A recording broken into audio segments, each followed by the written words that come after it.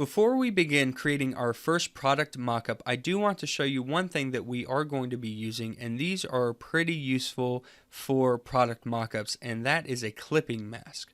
So for this demonstration, I'm going to just click New and create a new project. Now this is an example, so I really don't care about quality or resolution at this point because I just want to show you how it works.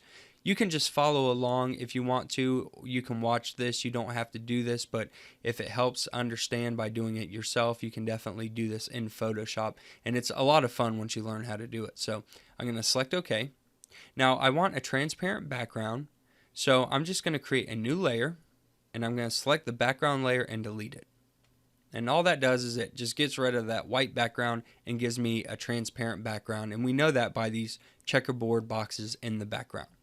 I'm going to select the elliptical marquee tool because I want to create a shape. Now we want to create any type of data, so it doesn't matter if we use a filled in shape or we use a paintbrush or pencil. That doesn't matter, but you'll see it'll make more sense here in a second. So let me create a new shape, and I'm going to fill this in with some information. It can be the foreground color, white, black, gray. This also does not matter. I'm just going to select foreground color, which happens to be this red. And I'm going to click outside of that just so the marquee selection goes away. Now I'm going to bring in an image. So I'm going to select File, Open, and I'm going to select the image Jeremy Deacon website. This is just an image of my website that I captured. We will be using this in a minute, but for this example, we'll just use it again. So I'm going to select on this layer for this image. I'm going to left click and hold down.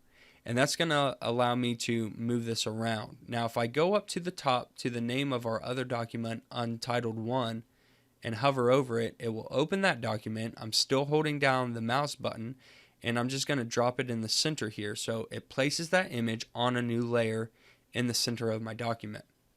Now I want this to fill out the whole space, so I'm going to go to Edit, Transform, and then Scale, and just scale this up. It doesn't matter the size. Again, this is just an example, so I don't really care about the quality here. I'm going to hit Enter to save that. And now we're going to create a clipping mask. So basically what's going to happen is any information on the layer below our image layer is going to clip that information. So wherever there is a red circle or any type of information, we will see an image. And anywhere there is not information and just a transparent background, we will not see an image. So let's see how that looks. I'm going to select layer 2, I'm going to right click on it, and I'm going to select Create Clipping Mask. Now you can see that anywhere there was information, it actually clipped that image. And we will use this in the product mockup, but this is a really fun tool to play around with.